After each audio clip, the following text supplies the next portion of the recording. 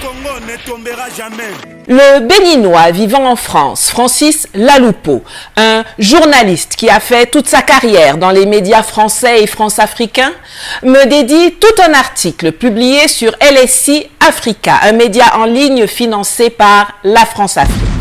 Les transitions militaires, quand elles sont dirigées par des patriotes et non des pantins, sont ce qu'il y a de mieux pour impulser des changements de mentalité et de paradigmes fondamentaux et rétablir l'ordre public.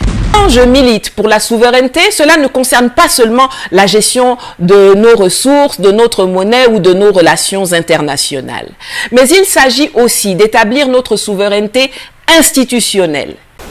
Sauvons l'Afrique.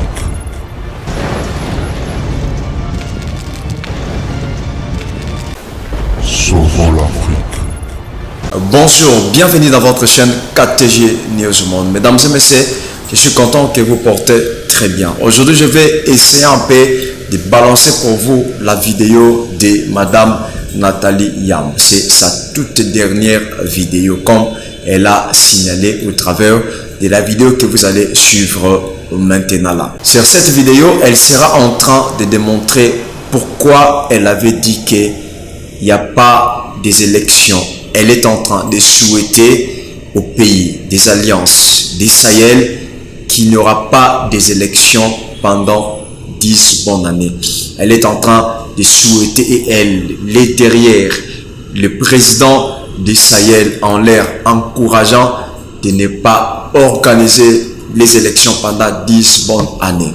Au travers de cette vidéo, elle va vraiment nous démontrer, mesdames et messieurs, noir sur blanc, avec les preuves à l'appui, les choses ou les vidéos qui seront en train de soutenir ces dires. Voilà pourquoi je vais vous laisser à suivre son intervention au travers de cette vidéo de 8 minutes qui cache beaucoup de bonnes vérités à l'intérieur. Est-ce que vous serez d'accord avec Madame Nathalie Yamb? La question est posée, mais la réponse sera donnée juste à la fin de cette vidéo. Je vous laisse d'abord à suivre la vidéo.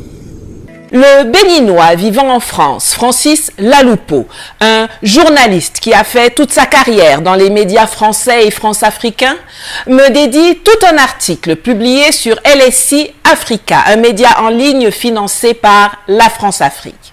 Le monsieur est dans tous ces états, parce que je dis que nous n'avons pas besoin d'élections avant une bonne dizaine d'années dans les pays de l'Alliance des États du Sahel. Il reprend à son compte les descriptifs qui sont faits de moi. Influenceuse débordant de toutes les audaces, activiste sulfureuse, promotrice décomplexée d'un ordre autoritaire. J'ai même droit au qualificatif de néo-panafricaniste, ce qui est très amusant quand on sait que cela fait plus de 25 ans que je suis dans ce combat, que nous avons ressuscité avec mes frères et amis Kémy Séba, Abder Oumarou, Franklin Nyamsi, etc. Je vais donc en profiter pour le répéter ici haut et fort.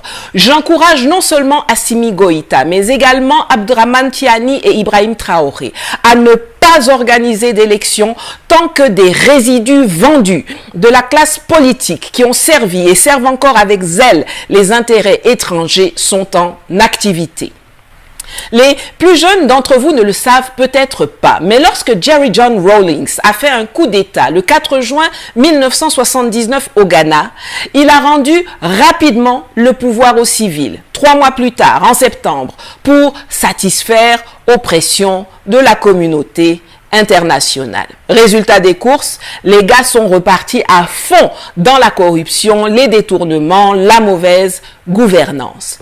Rawlings a donc refait un autre coup d'État le 31 décembre 1981 et il est resté au pouvoir pendant 19 ans, dont 11 sans élection, en propulsant le Ghana dans la trajectoire du progrès qu'un incapable comme Akufo-Addo est venu saccager en 2 mandats, mais ça, c'est une autre histoire. The President, the Vice President and all ministers and their deputies are dismissed from office. B.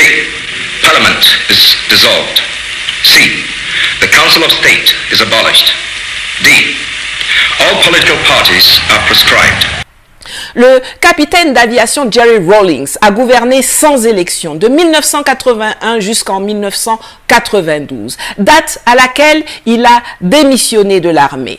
Il a doté le pays d'une constitution qui a assuré la stabilité politique et la reddition des comptes des responsables gouvernementaux, et il a organisé des élections qu'il a remportées pour 2 mandats consécutifs en 92 et 96. En 2000, conformément à la Constitution, il ne se représentera plus et John Kufuor, candidat du parti d'opposition NPP, sera élu face à Jonathan Mills du NDC. Premier Gaou n'est pas Gaou, c'est deuxième Gaou qui est Nyata. Le temps où on se laissait imposer des élections fantoches au processus bidouillé de A à Z comme mesure d'une démocratie qui ne sert que les intérêts occidentaux est terminé. Celui qui travaille pour les populations n'a qu'à gouverner ad vitam aeternam. Ceux que ça dérange, il saute et cale en l'air.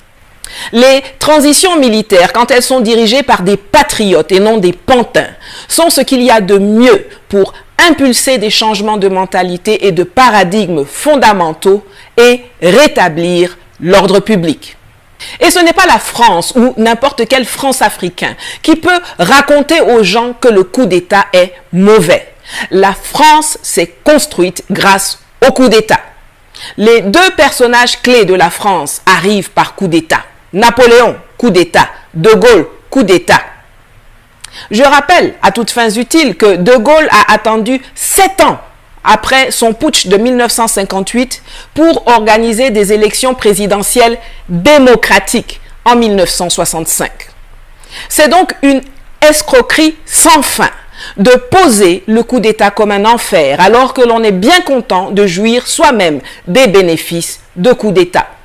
La France-Afrique que sert la Lupo est le fruit d'un coup d'État avec De Gaulle et Jacques Foccart. Tout ce que nous, panafricains civils et militaires, nous dénonçons, c'est exactement ce que De Gaulle a dénoncé en son temps. Les Américains, quand ils débarquent en 1944 en Normandie, ont une monnaie toute prête, imprimée aux États-Unis pour la France dans leur valise. De Gaulle dit « niet », il refuse. Les bases militaires américaines en France, De Gaulle dit non et il leur ordonne de plier bagages. De Gaulle a rapatrié l'or français des États-Unis. Et De Gaulle a fait condamner et exécuter Pierre Laval, parce que celui-ci était l'agent des Américains qui voulait l'installer à sa place. Je rappelle quand même qu'aucun de nos militaires n'a attenté à la vie de ses prédécesseurs ou des agents de l'Occident. Vous ne pouvez pas nous diaboliser et dans le même temps glorifier celui qui a mené le même combat que nous pour la souveraineté de son pays. Quand je milite pour la souveraineté, cela ne concerne pas seulement la gestion de nos ressources, de notre monnaie ou de nos relations internationales. Mais il s'agit aussi d'établir notre souveraineté institutionnelle et de nous débarrasser de ces carcans qui sont venus déposer sur nos têtes en nous instruisant de nous conformer à leurs standards qu'eux-mêmes ne respectent pas là-bas chez eux. De la même façon qu'il existe une croissance appauvrissante en économie, de la même façon il existe une démocratie destructrice en politique. Crier à la démocratie pour arriver au résultat que l'on a vu au Ghana après que Rawlings ait remis le pouvoir aux civils en 1979, ou même au Niger en 1993 ou encore avec la parodie d'élections de 2021, sans être clair sur les objectifs qu'un gouvernement doit poursuivre, c'est faire fallacieusement le jeu de l'Occident et Francis Laloupo est connu pour exceller en la matière. On n'entend pas les Laloupo ou les médias et gouvernants français, américains et occidentaux critiquer la façon dont les élections se préparent au Sénégal, où le candidat qui incarne les espoirs de changement d'une immense partie de la jeunesse a été flanqué en prison après un procès bidon et des accusations farfelues. On ne les entend pas critiquer la façon dont le système Biden-Obama est en train de tout faire pour instrumentaliser la justice aux États-Unis afin de se débarrasser du candidat Donald Trump avant l'élection de novembre prochain. Mais c'est seulement quand il s'agit du Sahel, le lieu de toutes leurs convoitises, qu'ils sont là à jacasser et avec eux leurs perroquets locaux. Pendant nos coups d'État, il n'y a pas eu un seul mort, mais avant, pendant et après les élections dans les territoires volontairement soumis aux dictats occidentaux, les morts s'amoncellent. Dans l'ordre des priorités, la démocratie ne peut pas être placée avant la souveraineté des pays et le confort des populations. Mon général, mon colonel, mon capitaine, continuez sereinement de travailler à l'essor des populations et au retour de la sécurité sur l'entièreté du territoire de l'AES. Nous sommes avec vous et nous sommes la majorité. La patrie ou la mort, nous vaincrons. Et pour finir, un grand merci à tous ceux qui m'ont soutenu tout au cours de 2023, que ce soit financièrement, moralement, intellectuellement, amicalement. On augmente encore un peu plus la cadence en 2024. À l'an prochain.